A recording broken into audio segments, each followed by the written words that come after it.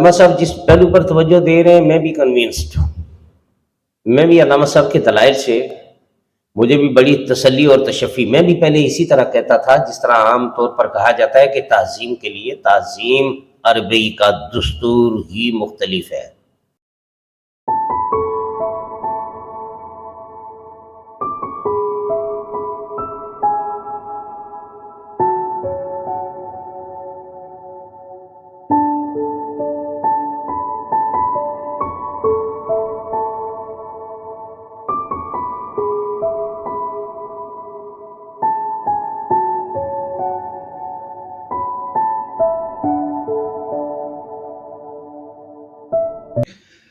اب میں شعبہ علوم اسلامیہ کے چیئرمین ڈاکٹر محمد عارف خان ساکی صاحب سے ملتمس ہوں کہ آئیں وہ اظہار خیال فرمائیں۔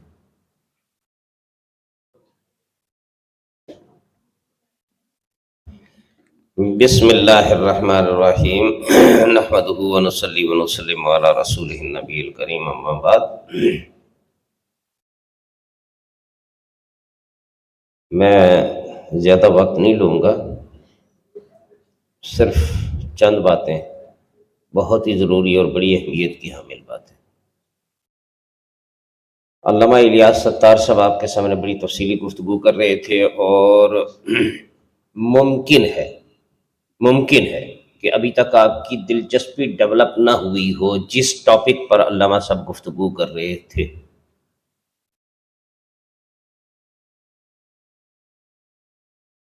اور یہ عقل کے کچا ہونے کی دلیل ہوتی ہے۔ یہ وہ بنیادی سوالات ہیں کہ جو آپ کے پاؤں کی بیڑیاں بنے ہوئے ہیں۔ آپ جب تک ان بیڑیوں سے چھٹکارا حاصل نہیں کر سکیں گے تب تک آپ اسموتھلی سفر کرنے کے قابل نہیں ہو سکیں گے، آگے نہیں بڑھ سکیں گے۔ بہت سے سوالات، بچی نے سوالات کیے، بیٹا آپ کا نام کیا ہے؟ محمد شعیب نے سوال کیا، بڑا شاندار سوالات تھے۔ ان بچوں نے تو دلچسپی دکھائی کہ توجہ سے سنا ہے۔ میں نے کچھ بچوں کو دیکھا کہ ان کی توجہ ذرا کم تھی یا دھیان کم تھا، یہ ٹھیک نہیں ہے، یہ رجحان ٹھیک نہیں ہے۔ ان چیزوں پر، ان سوالات پر آپ کو، اگر آپ پڑھے لکھے لوگ ہیں اور اگر آپ پڑھے لکھوں کے درمیان اٹھنا اور بیٹھنا چاہ رہے ہیں تو آپ کو ان تمام سوالات پہ پوری توجہ دینی چاہیے، کنسنٹریشن پے کرنی چاہیے، اور جس شخص نے تحقیق کی بھی ہو، جس نے غور و خوض، دیکھیں بہت سے سوالات میرے سامنے سر راہ آ جاتے ہیں، میں نے کبھی سوچا وہی نہیں، کھڑے کھڑے میں اس کا جواب دیتا تو ہوں، لیکن میرے اس جواب کی اتنی ویلیو نہیں ہے، اتنی قدر و قیمت نہیں ہے جتنی کہ اس شخص کے دیے ہوئے جواب کی جس نے آلتی پالتی مار کر چٹائی توڑ پڑھائی کی ہو اور پھر گہرا غور و خوض کر کے کوئی نتیجہ حاصل کیا۔ علامہ صاحب نے بڑی تحقیق اور تدقیق سے کام لیا۔ میں اسی لیے علامہ صاحب کو زحمت دیتا ہوں اور بلاتا ہوں، ایک بات اور بھی نوٹ کریں بیچ میں، بڑی اہم ہے۔ آپ لوگ یہ سوچا کریں، یہ غور و خوض کیا کریں کہ آپ لوگ دین اور دین کی سمجھ کس سے لے رہے ہیں۔ اس ذات شخصیت پہ لازمی توجہ دے لیا کریں جس شخص کی اپنی اغراض وابستہ ہوں، دنیاوی اغراض، کوئی طمع، کوئی لالچ وابستہ ہو، اس سے دین اور دین کی تفہیم لینے سے پرہیز اور گریز کیا کرے۔ عقل عیار ہے، 120 بدل لیتی ہے۔ آپ کو لگے گا دین اور دانش آپ کو ٹرانسفر ہوئی ہے، لیکن اگر اغراض، تو علامہ الیاس ستار صاحب ماشاءاللہ ابھی بتا رہے تھے دفتر میں بیٹھے ہوئے کہ ٹیبل انہوں نے 1970 میں غالباً چھوڑا ہے، یعنی انڈسٹریلسٹ ہیں، صنعت کار ہیں، سرمایہ دار ہیں، اور نہ صرف یہ کہ اس طرح کے لیکچر سے آپ کچھ حاصل نہیں کر رہے، آپ کے کچھ مفادات وابستہ نہیں، بلکہ آپ ڈونیشنز دیتے ہیں۔ یہ چلرز آپ ہی کے فراہم کرتا ہے. یہ جو اے سی سسٹم ہے یہ آپ نے فراہم کیا ہوا ہے.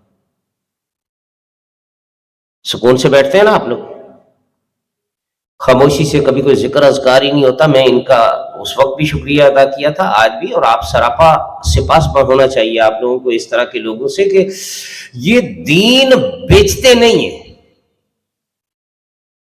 یہ خالص اور مخلص رہ کر دین کی خدمت کر رہے ہوتے ہیں. اس طرح کے لوگوں کی قربت رکھا کریں, اس طرح کے لوگوں کی صحبت اور مجلس میں رہا کریں.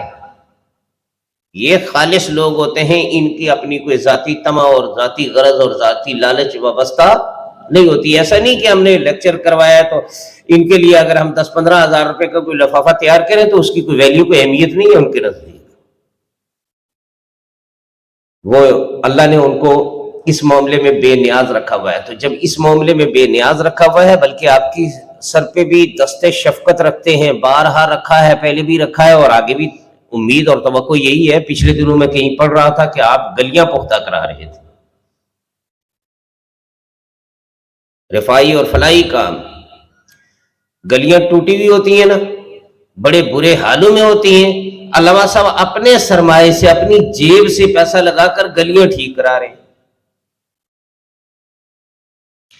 تو یہاں پھر امکان کم سے کم ہو جاتا ہے. اچھا, میں تھوڑا سا دوسرے رخ پر بھی توجہ دے لوں کہ قرآن مجید کا جو تعارف کروایا گیا سورہ بقرہ کے آغاز میں, تو پہلے تو اس کو کہا گیا ھدی للمتقین, پھر متقین کی آگے وضاحت کرتے ہوئے یعنی متقین کے لیے, پرہیزگاروں کے لیے ہدایت. پھر آگے بات چل رہی ہے الذین یؤمنون بالغیب ویقیمون الصلاۃ ومما رزقناہم ینفقون. الذین یعنی پہلی ڈائریکشن آپ کو قرآن نے جو دی ہے, یا آپ کے ذہن کو جس راستے پر قرآن مجید نے روا کیا ہے, اس میں پہلی بات یہ ہے کہ الذین یؤمنون بالغیب, وہ جو غیب پر ایمان رکھتے ہیں. اصل سچی بات یہ ہے, بچی کے سوالات کے تعلق سے بھی میں ذہن میں رکھ کر یہ بات کر رہا ہوں. ہم لوگوں کو اللہ نے جس طرح کا خلق کیا ہے, تخلیق کیا ہے, میں اگر ادھر دیکھوں گا تو ادھر سے دھیان ہٹے گا, ادھر دیکھوں گا تو ادھر سے ہٹ جائے گا. میرا فوکسنگ پوائنٹ ایک ہے. ایک وقت میں ایک ہی جگہ توجہ دے سکتا ہوں, میں 2 جگہ, 4 جگہ, 6 جگہ, 8 جگہ, 10 جگہ توجہ نہیں دے سکتا. میں اس بچی کی طرف دیکھ رہا ہوں تو باقی اوجل, ادھر دیکھ رہا ہوں تو یہ اوجل. ایسا ہی ہے, یہ ہماری کل ہستی, کل اوقات ہے. اور اللہ کو لامحدود کہا جاتا ہے. لامحدود کا مطلب یہ ہے کہ اس کی جسمانی پھیلاؤ نہیں ہے, اس کی صلاحیتیں, اس کی استعدادات, اس کی صفات, اس کی شان, اس کے کمالات وسیع ہیں, لامحدود ہیں. اس کی دیکھنے کی صلاحیتیں لامحدود ہیں, اس کی سننے کی صلاحیتیں. ہمارے پاس تو ایک کان ہے نا, ادھر سے آواز آ رہی ہوگی اور اگر شور مچ گیا تو وہ آواز سنائی نہیں دے گی. اس ذات تقدس و تعالی کے کانوں کا بھی شمار نہیں ہے, سماعتوں کا شمار نہیں ہے, اس کی بصارتوں کا شمار نہیں ہے. وہ لامحدود ذات ہے. وہ مجھے بھی پوری طرح دیکھ رہی ہے, آپ کو بھی دیکھ رہی ہے, ان کو بھی دیکھ رہی ہے, ان کو بھی دیکھ رہی ہے, کائنات کے ذرے ذرے کو دیکھ رہی ہے. لامحدود اس معنی میں. تو ہمیں بہت لمیٹڈ بنیاد پر تخلیق کیا گیا ہے, خلق کیا گیا ہے, ایک فوکس دے کر پیدا کیا گیا ہے. تو پھر ہم ذات خدا بندی میں نہیں الجھیں گے. اللہ کو کھوجنے, اس کو سمجھنے, یعنی مخلوق کی گرفت میں اگر آ گیا تو پھر خالق نہیں. عقل کیا ہے؟ اس کی مخلوق ہے. سمجھ کیا ہے؟ دانائی کیا ہے؟ شعور کیا ہے؟ کس نے خلق کی؟ اسی نے. تو انہوں نے اگر اس کا احاطہ کر لیا, لا یحیطون بشیء من علمہ, اس کا اگر احاطہ کر لیا مخلوق نے, تو پھر خدا نہیں ہے. پھر آپ کے گرفت میں جو آ گیا ہے وہ کوئی اور ہے. آپ کہیں اور دیکھیں. وہ لامحدود ذات ہے، تو نحنو یا انا، ان کے اندر کیا فرق ہے؟ ایک قدیم مقدمہ ہے، ایس ایم ظفر نے پچھلے اپنی کتابوں میں کہیں لکھا ہے، اس کو بھی مطالعہ میں لائیے، اس پر ریسرچ کریں، تحقیق کریں، توجہ دیں، ان چیزوں کو، کنسپٹس کو کلیئر کریں، ہمیشہ کے لیے کنفیوز نہ بیٹھے رہیں۔ اللہ کا انتخاب لفظی ہے، اللہ کے انتخاب لفظی کے اندر حکمت مضمر ہوگی، وہاں بے احتیاطی کا گزر ہی نہیں، گمان ہی نہیں ہے۔ ہمارے ایمان کے منافی ہے کہ اللہ کو اس چیز کا پتہ نہیں چلا کہ نحنو کہنا یا انا کہنا، یعظم باللہ تعالی۔ کل سپریم کورٹ میں یہ آج کل جو چل رہی ہیں نا سیاستیں اور عدالتوں میں، کل ایک بڑا اہم کام ہوا ہے وہاں پہ۔ جسٹس قاضی فائز عیسیٰ نے اچانک بینچ تبدیل کرنے پر رجسٹرار کی سرزنش کی اور عدالت میں طلب کر لی، اور رجسٹرار سے پوچھا کہ کیا آپ لوگوں کا کیا طریقہ کار ہے، کیا کرائیٹیریا ہے، کیسے بینچ بنتے، بگڑتے، ٹوٹتے ہیں؟ تو رجسٹرار نے کہا ہم ایسا کرتے ہیں۔ جسٹس قاضی فائز عیسیٰ نے سرزنش کرتے ہوئے اسے کہا کہ ہم کا لفظ استعمال نہ کریں، ہم کا لفظ بادشاہ استعمال کریں، ہم کا لفظ استعمال نہ کرے، کیونکہ ہم کا لفظ بادشاہ استعمال کرتے ہیں۔ یہ ابھی کل سپریم کورٹ کی روداد اگر آپ لوگ اخبارات میں پڑھیں تو یہ چیز اس کے اندر مینشن ہوئی بھی ہے۔ علامہ صاحب جس پہلو پر توجہ دے رہے ہیں، میں بھی کنوینسڈ ہوں، میں بھی علامہ صاحب کے دلائل سے مجھے بھی بڑی تسلی اور تشفی۔ میں بھی پہلے اسی طرح کہتا تھا جس طرح عام طور پر کہا جاتا ہے کہ تعظیم کے لیے تعظیم عربی کا دستور ہی مختلف ہے۔ عربی to the point, one on one بات کرتی ہے، آنکھ میں آنکھ ڈال کر کے بات کرتی ہے۔ زیادہ سے زیادہ آپ کسی کا احترام کرتے ہیں تو مثال کے طور پر رسول کریم صلی اللہ علیہ وسلم کا احترام کرنے کا طریقہ کار یہ تھا کہ یا ابا القاسم، اور یہ بھی روایت بہت محدود تھی، بہت کم تھی، عام دستور یہ تھا یا ابا بکر، یا علی، یا عمر، یا عثمان، کوئی بھی عام شہری، اس کا طریقہ کار۔ ہم لوگ عادی ہو گئے ہیں نا، ہم لوگوں نے اپنے اوپر کچھ ملبے ڈال لیے ہیں نا، بیٹا ادھر توجہ، ہم لوگ عادی ہو گئے نا القابات کے۔ حضرت، علامہ، مولانا، اور جب تک یہ ہمیں چسکا نہ ملے نا ہمیں توہین فیل ہوتی ہے۔ یہ ہم نے خود عادی بنایا اپنے آپ کو اس چرس کا اور اس افیون کا۔ یہ نشہ ہے، یہ نشہ ور اشیاء ہے۔ منشیات سے پرہیز اتنا ضروری نہیں جتنا ان سے پرہیز ضروری ہے۔ یہ نفس کو ہمارے پروان چڑھاتی ہے، ہماری انا کو تسکین دیتی ہے، میں کوئی بڑی اونچی، کوئی بڑی بلند چیز۔ اللہ سبحانہ و تعالی نے جہاں نحنو کا کلمہ استعمال کیا، جہاں انا کا کلمہ استعمال کیا، انا نحن نزلنا الذکر و انا لہ لحافظون، بلا شبہ ہم نے ہی اس نصیحتی یاداشت کو نازل کیا ہے، اور بلا شبہ ہم ہی اس کی حفاظت کرنے والے ہیں۔ میں نے نازل کیا ہے اور میں اس کی حفاظت کرنے والا ہوں، نہیں، ہم نے نازل کیا ہے اور ہم اس کی حفاظت کرنے والے۔ علامہ صاحب نے جب مجھ سے گفتگو کی تو میرے ذہن میں سوالات اٹھے، میں نے غور کیا، سوالات اٹھے تو میں نے ان کے جوابات، میں خود ظاہر ہے کہ مطالعے میں لگا رہتا ہوں، مشغول رہتا ہوں، مصروف رہتا ہوں، تحقیق کرتا رہتا ہوں۔ میرے ذہن میں ایک یونیک آئیڈیا آیا، وہ میں آپ کے ساتھ شیئر کرتا ہوں۔ ہر چیز کا اپنا ایک فالسیفیکیشن ٹیسٹ ہوتا ہے۔ کوئی بھی سائنٹسٹ کوئی بھی چیز، کوئی بھی دعویٰ، کوئی بھی نئی اختراع یا تخلیق یا ایجاد یا کوئی نیا آئیڈیا لے کر باقی سائنٹسٹ کے پاس جاتا ہے تو وہ تو 20 25 40 سال سے لگے ہوئے ہیں اپنی کسی تھیوری پر تحقیق کر رہے ہیں. ان کے لیے اتنی فرصت تو نہیں ہے کہ آپ نے جو 10 سال لگا کر ایک نتیجہ اخذ کیا ہے وہ 10 سال کے لیے ادھر مراقبے میں چلے جائیں اور آپ کی تائید اور توثیق کریں. وہ اس سے کہیں گے کہ لاؤ فالسیفیکیشن ٹیسٹ کیا ہے تمہارے پاس, میں کیسے اس کی کاؤنٹر چیکنگ کروں کہ ہاں جو تم کہہ رہے ہو وہ صحیح ہے, اور جو پہلے پرانا آئیڈیا تھا فلاں فلاں لوگوں نے جو کہا ہوا تھا اس کے اندر واقعی سکم ہے اور تم نے وہ سکم دور کر دیا, مجھے کوئی فالسیفیکیشن ٹیسٹ دو. تو فالسیفیکیشن ٹیسٹ یہ ہوگا کہ اگر میرا دعویٰ غلط ہے تو یہ چیزیں جو ہیں وہ آپ کے سامنے اپیئر ہوں گی, آپ یہ آزما کر دیکھیں. وہ ٹیبل کے اوپر اپنی یا اپنی لیبارٹری میں جا کر وہ ٹیسٹ کرے گا اور اس کے نتیجے میں میرے ذہن میں وہی فالسیفیکیشن ٹیسٹ کا کنسیپٹ تھا.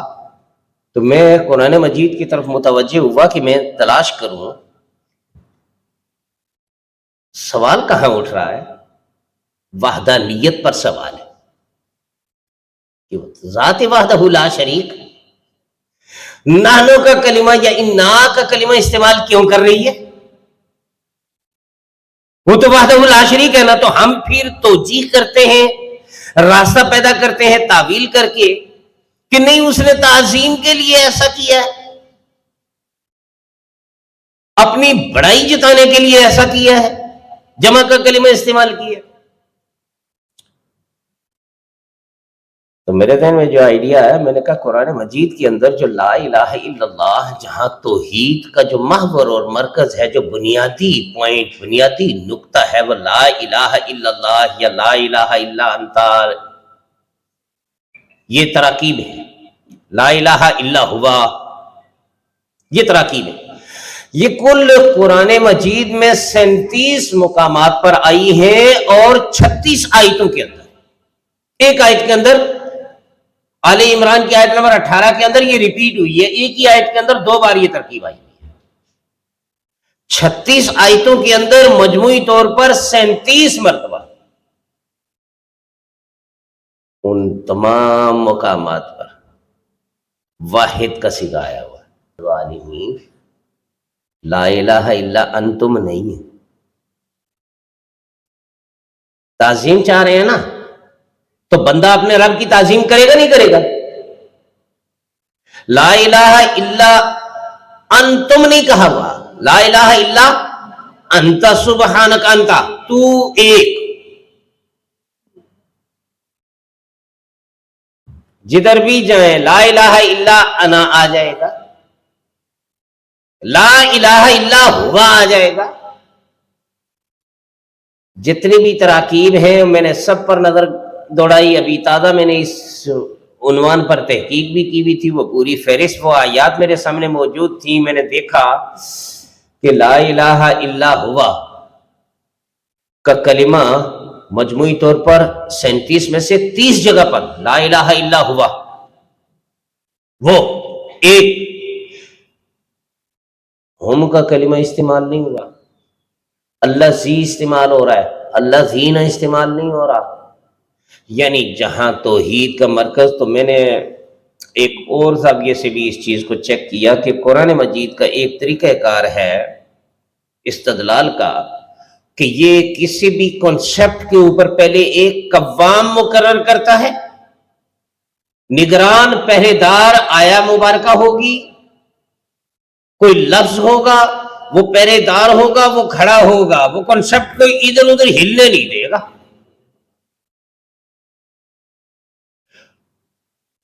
وہ کنسیپٹ کو ادھر ادھر ہونے نہیں دے گا. اور پھر اس کے بعد عام کلمات بھی استعمال کر لیے جائیں گے جن کے اندر کچھ جھول موجود ہوتا ہے اور بات کے ادھر سے ادھر ہونے کا امکان موجود ہوتا ہے. نکاح کا لفظ قرآن مجید استعمال کر رہا ہے, فَانْكِحُوا مَا طَابَ لَكُم مِّنَ النِّسَاءِ, نکاح کرو جو عورتوں میں سے تمہیں اچھی لگے. نکاح کا کلمہ استعمال ہوا. وَأُحِلَّ لَكُم مَّا وَرَاءَ ذَلِكُم, پہلے محرمات کی فہرست بیان کی, پھر فرمایا وَأُحِلَّ لَكُم مَّا وَرَاءَ ذَلِكُم, انہیں چھوڑ کر, یہ جو محرمات ہیں ان سے ہٹ کر باقی جتنی بھی ہیں تمہارے لیے حلال ہے، ان تبتغوا باموالکم، کہ تم اپنے اموال کے بدلے ان کو حاصل کرو، محسنین غیر مسافحین، محسنین، احسان، حسن عربی میں کہتے ہیں قلعے کو، قلعہ بند کرتے ہوئے، مستقل اپنا جیون ساتھی، اپنا شریک حیات بناتے ہوئے، وقتی طور پر لذت کوشی کے لیے نہیں۔ تو جہاں محسنین کا کلمہ قرآن مجید استعمال کر رہا ہے، ایگزیکٹلی اس مقام پر جس لفظ کی ضرورت تھی وہ ناکحین ہے، نکاح کرتے ہوئے۔ لیکن نکاح کے اندر جھول ہے، نکاح موقت ہے، محبت ہے، ایسا ہے ویسا ہے، احسان پکا پکا کر دیا، شریک حیات بناؤ گے، جیون ساتھی بناؤ گے، زندگی بھر کا ایک ساتھ نبھانے کا عہد کر کے کسی کا ہاتھ تھام لو اور چل پڑو اپنی زندگی کے سفر پہ۔ ناکحین کا لفظ ہٹا کر قرآن مجید اس مقام پر یہ قوام بٹھا دیتا ہے، پہرے دار بٹھا دیتا ہے، اور اس کے بعد ناکحین کے کلمہ، نکاح کا کلمہ بار بار استعمال کرتا ہے۔ آپ کو رجوع کرنا ہوگا اس مقام پر جہاں کوئی قوام بیٹھا ہوا اس کی ڈائریکشن سیٹ کر رہا ہے۔ اگر تو آپ نے اس قوام کو پکڑ لیا ہے تو آپ کبھی بہک نہیں سکیں گے، گمراہ نہیں ہو سکیں گے، اور اگر آپ نے اس قوام تک رسائی پیدا نہیں کی، میں سمجھتا ہوں کہ جس پر علامہ صاحب نے یہ تحقیق کی ہے، اس کے اوپر لا الہ الا اللہ بجائے خود قوام۔ جب لا الہ الا اللہ کی ترکیب کے ساتھ ہوا ہو، انا ہو، نحنو کہیں نہیں آیا، لا الہ الا نحنو نہیں آیا کہیں، لا الہ الا نحنو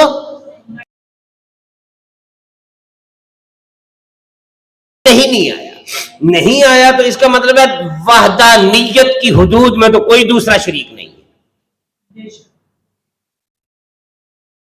توحید کے معاملے میں کسی دوسرے کی سانجھ نہیں ہے، کوئی حصے داری نہیں ہے، کوئی بٹوارا نہیں ہے۔ اور یہ کائنات کا پہیہ آپ کو چلتا ہوا نظر آ رہا ہے، یہ کچھ کارکنان قضاء و قدر تو ہیں نا جو یہ نظام چلا رہے ہیں۔ پتے بھی ہلتے ہیں تو ہوا ہلا رہی ہوتی ہے نا، تو ہوا کو کون ہلا رہا ہے؟ وہ ایک سائنٹسٹ کا کہنا یہ ماننا یہ ہے کہ اس کا بیان تھا، میں نے کہیں پڑھا تھا کہ اگر ساحل پر بیٹھی ہوئی ایک تتلی اڑنے کے لیے اس نے یہ پر مارا، اس سے جو ویو کریٹ ہوئی، آگے اگر بیریئرز اور ہرڈلز نہ ہوتے یہ دنیا تباہ ہو جاتی، جو آگے بڑھتی رہتی اس کا زور ٹوٹتا ہے، قدرت ہے جو ڈکے لگا رہی ہے، آگے آگے بڑھتی جاتی تو یہ زور بڑھتا جاتا، بڑھتے بڑھتے بڑھتے یہ 1000 کلومیٹر کے فاصلے پر انتہائی تباہ کن شکل اختیار کر لیتا، اور مزید 2000 مائلز کا سفر طے کرنے کے بعد اس کائنات ارضی کو تباہ کر کے رکھ دیتا۔ قدرت نے ہر چیز کو بیلنس کیا ہوا ہے، کنٹرول کیا ہوا ہے، تو اس کے کارکنان قضاء و قدر ہیں۔ اللہ حفاظت فرمائے گا اپنے کارکنان قضاء و قدر کے ذریعے۔ قرآن مجید کے بے تحاشا بے شمار نسخے اس وقت دنیا میں پھیلے ہوئے ہیں، کہاں کہاں کس کس کے اندر تبدیلی کرو گے؟ یہ نسخوں کی کثرت بھی ان کی حفاظت کی ذمہ داری نبھا رہی۔ قدرت نے اس کو بھی کھڑا کر دیا کہ تم اس کے اندر کسی بھی طرح کے تصرف کو۔ تو بہرحال میں علامہ الیاس ستار صاحب کا تہہ دل سے ممنون ہوں، بڑی علمی، بڑی مفید، بڑی کارآمد گفتگو فرمائی آپ نے۔ میں اپنے بچوں سے یہ درخواست کروں گا کہ آپ لوگ ان پہلوؤں پر توجہ دو۔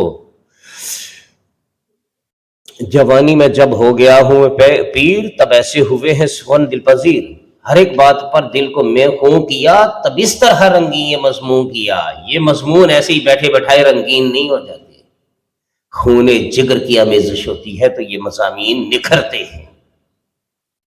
تو اس طرح کے جو تحقیق کار ہوں، تحقیق کرنے والے لوگ ہوں، جنہوں نے اپنی جان لگائی ہو، جنہوں نے اپنا خون جگر چھڑکا ہو، ان کی باتوں کہ اگر آپ ناقدری کریں گے، یہ عطیہ خدا بندی ہوتا ہے، زیرک اور دانا قسم کے لوگ اس کے رسیا ہوتے ہیں، اس کے پیچھے دوڑتے ہیں، اس کو تلاش کرتے ہیں۔ اگر اس کی ناقدری کرو گے تو دانش آپ سے روٹ جائے گی۔ وآخر دعوانا ان الحمدللہ رب العالمین۔ بہت شکریہ۔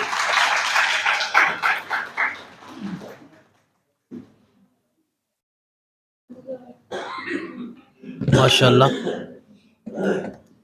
اب اس پروگرام کے اختتام پر شعبہ علوم اسلامیہ کی طرف سے حضرت علامہ الیاس ستار صاحب کے لیے ایک شیلڈ بنوائی گئی ہے، آپ کو صدر شعبہ کی وساطت سے دی جائے گی۔ آپ نے بھرپور پرجوش تالیوں سے استقبال کرتے ہوئے ان کو گفٹ دیا جائے گا۔ تو میری سر انوار سے گزارش ہے کہ یہ شیلڈ پیش کی جائے۔ ڈاکٹر وقار صاحب بھی ساتھ بیٹھے ہوئے ہیں، وہ بھی کھڑے ہو کر۔